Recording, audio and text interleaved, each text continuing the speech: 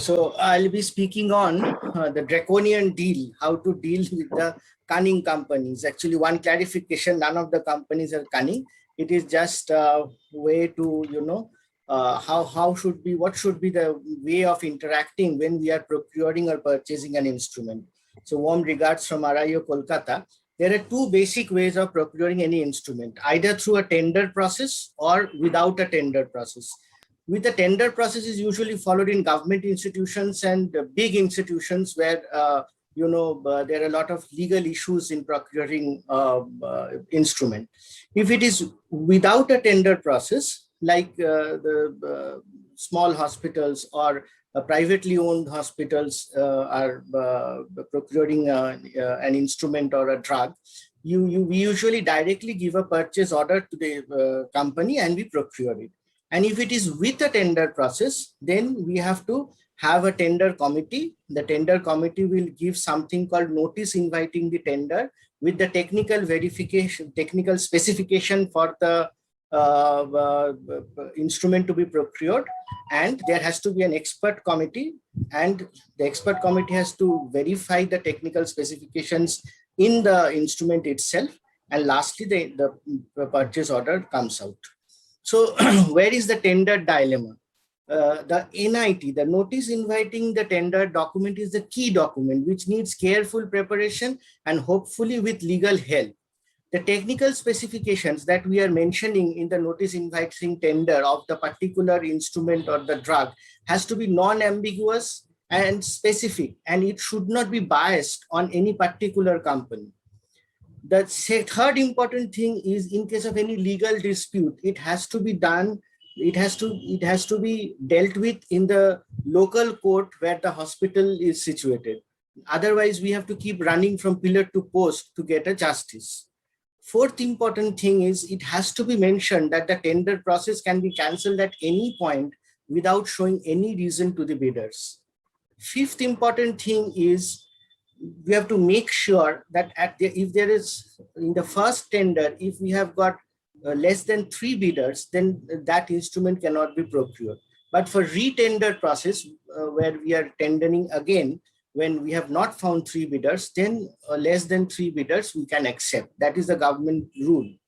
And the very important thing is, your entire effort of the tender process will fail if you have not included this clause in your notice inviting tender, that if the L1, that is the lowest bidder, fails due to any reason, due to lack of technical verification, or expert committee has disqualified, or the bidder has failed to provide the instrument, or anything, then the second bidder, the second lowest bidder, will become automatically eligible.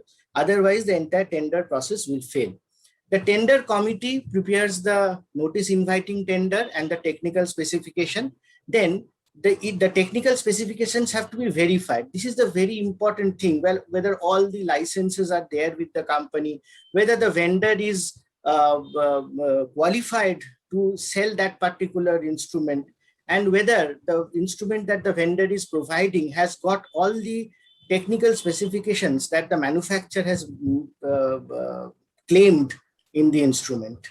Then there will be an extra expert committee. The expert committee will review, and ultimately there will be financial bid opening. There is selection of the lowest bidder, and after selection of the lowest bidder, the pay order will be released. Unless there is a pay order being released, neither the hospital is allowed to hand over the instrument, neither the company should hand over the instrument to the hospital.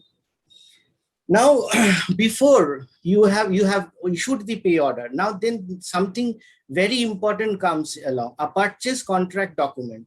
A purchase contract document is that particular document which the vendor will hand over to the hospital, that will have all the details of the terms and conditions that has been mutually agreed upon between the hospital and the vendor. And the purchase equipment has to be evaluated from 3 different angles: the technical angle, the clinical angle, and the financial angle. It is very important to have a team consisting of a management personnel from the hospital, a team from the medical personnel from the hospital, and an HR personnel from the hospital, to verify that whether the purchased document has got all the verification of the accessories, the manuals that how the instrument has to be made functioning, the electrical safety and other things. The installation and the commissioning are needed from the suppliers, but in-house technical staff should monitor the process, as I have mentioned. Now, where can we go wrong in installing the instrument? There can be substandard instrument. The consumables of the instrument may not be customized. The warranty or the guarantee, that is the continuous maintenance contract or the annual maintenance contract, may not be honored by the company. The company is not giving on-site repairs. Every time you are telling that this part is not functioning, he is telling you, okay, we have to send it to Germany, we have to send it to Switzerland, we have to send it to all sorts of places, and that will take months and the machine will remain non-functional in the hospital. Charging for spare parts. So that is why the purchase document has to be verified very minutely, whether for which parts you are supposed to pay during the guarantee period and for which parts you are not supposed to pay. And there are other technical, electrical and electronic malfunctions. There may be direct damage due to equipment failure. The equipment is not functioning. Then the software that has been provided is old or is not functioning properly, and the consumables are not as it is expected. Now, if these failures are happening, then what can we do? We can have a written communication with the company. First step is to write to the company that this is where I have found you have not honored the purchase document. Then wait for the communication. If you are not satisfied with the communication, then send a legal notice. You can file if the legal notice is not replied upon or not replied satisfactorily, you can go to the file a consumer case in the consumer forum. If there is a damage to the patient due to the instrument, you can even file a criminal case. You can also file a breach of trust with the purchase document. And you can always spread news on the social platform, but you have to be very careful before doing anything on the social platform, because if your claims are not supported by appropriate documents, it can backfire on you. Now, who is potentially liable for defective medicinal products? Primary responsibility lies with the manufacturer or the importer of the product. But if the defect has arisen due to defective storage of the medicinal product or defective transportation or the distribution process, then the vendor or the relevant person or the company, the middle company who is responsible for that, can also be made liable. Now, what is liability? Where can you, how much can you claim, or how much is the person or the company liable? If there is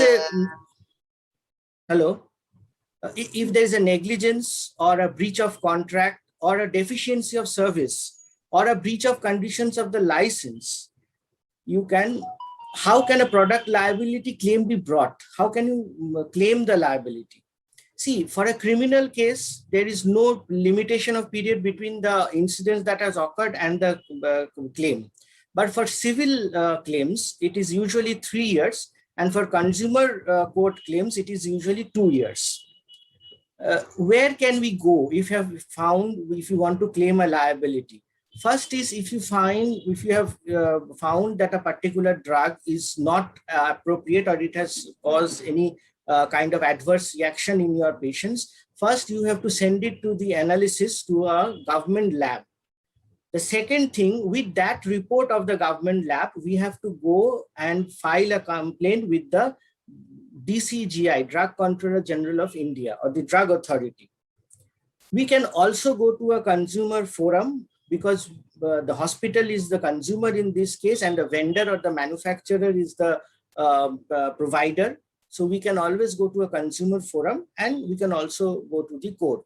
The Consumer Protection Act clearly provides instances in which the product manufacturer, product seller, or the service provider would be held liable in cases of defective goods and or deficiency of services. Now, what are the remedies that the consumers have been provided under the Consumer Protection Act? You can get a replacement of the whole instrument or the whole batch of the drug, or a part that is defective in the instrument, or a part of the drug dispatch that is found to be defective. You can have a refund of the price of the goods. The entire instrument or the drug fund can be refunded. You can you have to pay. There can be the compensation being claimed for loss of injury or any kind of defect that has been done to the patient due to the drug. The entire that particular genre of the drug can be withdrawn from sale. The manufacturer can be told to cease production of the good. You can also claim a sum for the legal costs that the hospital has spent to against the manufacturer or the vendor to have that particular claim. Now, what precautions can we take?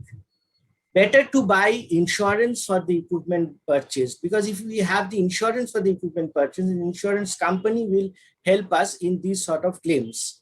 Now, the thing that I have mentioned previously, we should not, without a pay order, neither the company should give us the instrument, nor the hospital should claim to have a delivery of the instrument, and it better not to deal with cash. And obviously, there is no point shying out our expenditure of the hospital in terms of procuring drugs and instruments from the government authorities, especially the tax department.